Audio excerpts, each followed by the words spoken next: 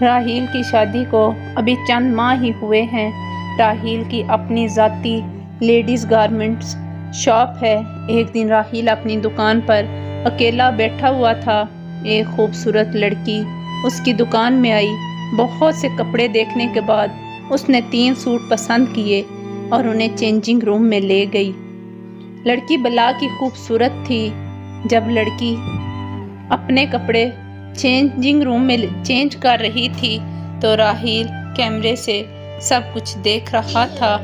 جب لڑکی نے محسوس کیا کہ راحیل کیمرے سے سب کچھ دیکھ رہا ہے تو لڑکی نے 2 سوٹ اپنے بیگ میں رکھے اور روم سے باہر آ گئی۔ راحیل اسے دیکھتے ہی سیدھا ہو کر بیٹھ گیا اور لڑکی دکان سے باہر چلی گئی اور راحیل انہی خیالوں میں گم رہا۔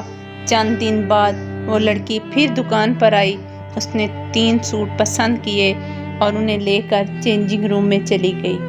اس لڑکی نے جب کپڑے اتارے تو راحیل پھر اسے دیکھ کر خوش ہونے لگا۔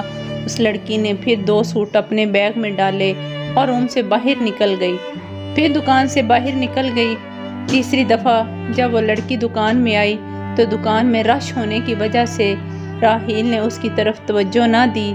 تب راحیل کو پتہ چلا کہ لڑکی چینجنگ روم میں جا کر اسی وجہ سے کپڑے اتارتی تھی تاکہ راحیل اسے دیکھ لے اور اس کے خیالوں میں گم ہو جائے، وہ آسانی سے چوری کر سکے۔ اس بار وہ لڑکی جیسے ہی کپڑے لے کر چینجنگ روم میں گئی، راحیل فوراً اس کے پیچھے چلا گیا۔ اندر جاتے ہی راحیل نے اس لڑکی سے پوچھا، کیا تم نے چوری کی ہے؟ تو لڑکی نے جواب دیا، ہاں میں نے چوری کی ہے۔ راحیل نے اس موقع کا فائدہ اٹھایا اور لڑکی کو تہہ خانے میں لے گیا اور اس کے ساتھ بدکاری کرنے لگا۔ کچھ دیر بعد راحیل اس لڑکی سے کہنے لگا، اب تم یہاں سے دفع ہو جاؤ اور دوبارہ پلٹ کر کبھی بھی میری دکان پر مت آنا۔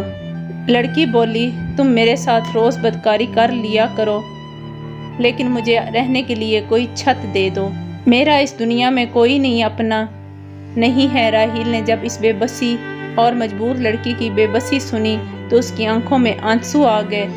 کہنے لگا، آج سے تم میرے ساتھ میرے گھر میں رہو گی۔ راحیل نے اپنی پہلی بیوی سے اجازت لی اور اس کے ساتھ نکاح کر لیا، لیکن اب راحیل نے چینجنگ روم سے کیمرہ اتار دیا ہے، نہ ہوگا وہ کیمرہ اور نہ ہی راحیل بدکاری کی طرف مائل ہوگا۔